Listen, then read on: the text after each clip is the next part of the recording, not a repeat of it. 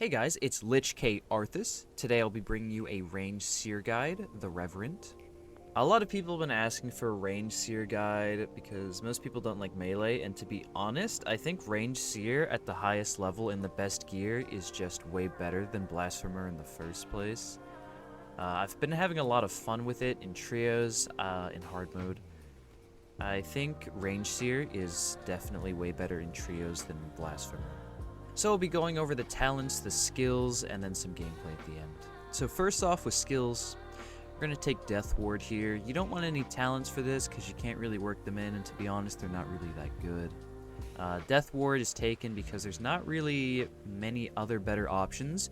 You can take the Wind Tunnel pushback ability, but you never really have the time or the space to really use it effectively. With your stamina, you would almost always rather just auto-attack instead. Next ability is Healing Art. This was buffed in this playtest. It actually heals, whenever I'm below 50%, it heals for 430. It's an instant cast with a 30-second cooldown, and you have 6 charges per game. You basically have 6 more Springhorns.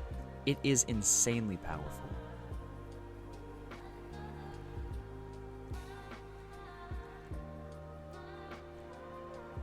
Next up is the Punishment Rune. This is your turret totem.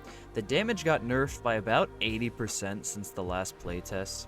However, it's still really decent in PvP. It provides a focus point for your enemy, so they have to kill it. It also gives you a lot of space because people usually choose to just stay away from the totem, so it gives you a little more space to play.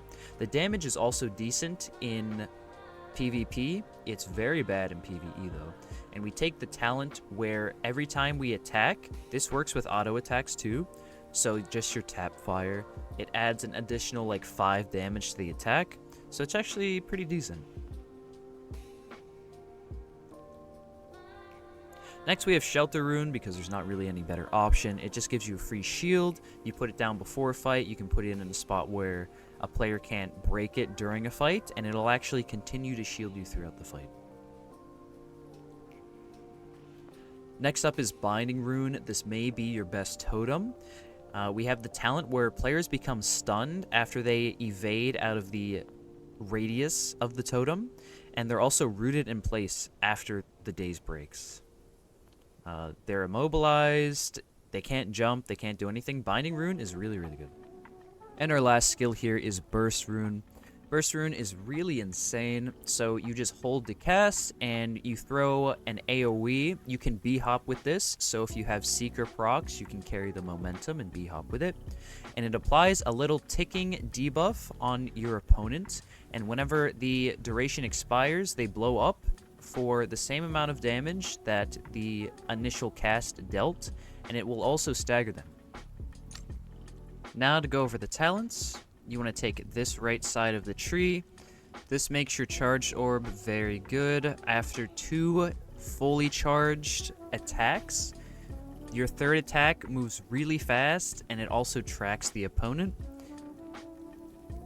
This one is insane, so whenever you special recovery, after you get staggered twice, you get a free evade. You actually get a shield, a very decent shield that scales with attack. This can kind of be cycled almost infinitely.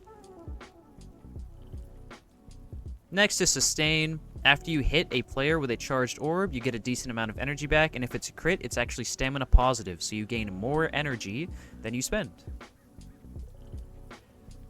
Next, you want Synergy. This just makes your turret do a little more damage whenever you attack. Next, you have a Stun whenever people move out of the radius of your binding totem. Next is Deep Healing. It scales the healing based on how much missing health you have. This can equate to over 100 additional healing. So for the general gameplay of ranged Seer, you kind of want to almost always auto-attack when you can. If you're familiar with Overwatch, it plays a lot like Kiriko from Overwatch.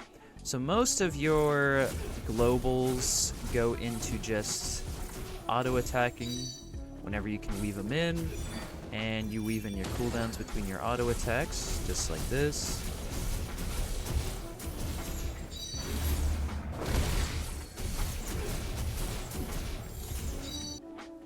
So I'll probably find some footage for PvP at the end of this video. However, this is kind of how you want to engage. You just kind of want to look for a binding totem on them here. And then you see the radius. If they evade out of this, they will be stunned and also rooted. So as soon as you get that, it sets you up for the rest of your abilities, and it provides all the spacing you need. You can also use your binding totem to catch people. Another way to engage would just be with your blast rune here. And then you see this little indicator on them, the little rune. That is the ticking dot. They can iframe it actually right before it goes off to not take damage. But what you can do is right before it's about to explode and go off, because it does stagger, you can actually time a heavy to go off as soon as they get staggered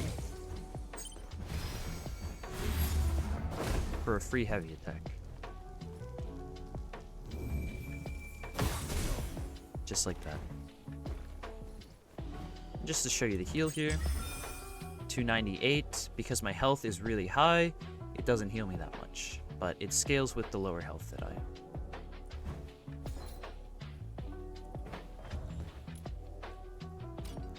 Next, to go over the affixes. I know my gear is insane right now, but just in order of importance, I think Valor, again, best stat in the game. You always want to max this out to level 7 when you can. Fervid, level 5 when you can. Tenacious and Brotherhood, you don't really necessarily need, but they're very good to have. Seeker 5, absolutely mandatory. Range 5, mandatory. Vitality 4, I would say is probably mandatory. And then from there, you can just get the rest. So, Brotherhood, Tenacious, you don't really need that much. Fervor, you definitely don't need. It's just something a little extra. Something I didn't go over in the Blasphemer guide is just utility, but it's pretty important, and I changed them both for each variation of Seer, so I thought it was important to go over. So I have my green healing potions, I have keys. Keys are incredibly important. If you don't carry these, you will get your team killed, or yourself killed.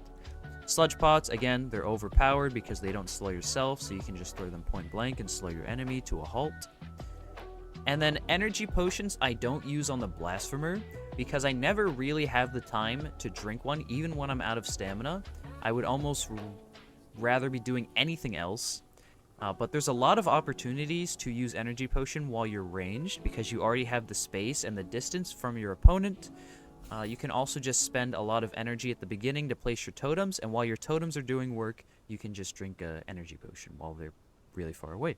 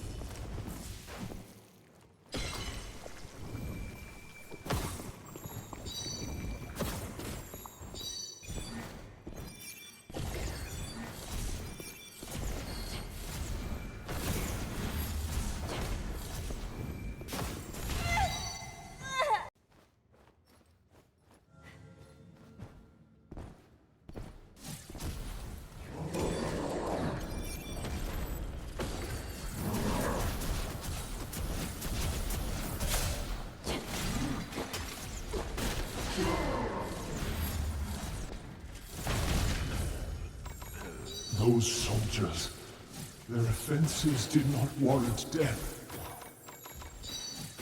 Behold, Harold of House Wolfen, commander of Brandergard. I carry my ancestors' legacy to purge this world of monsters like you.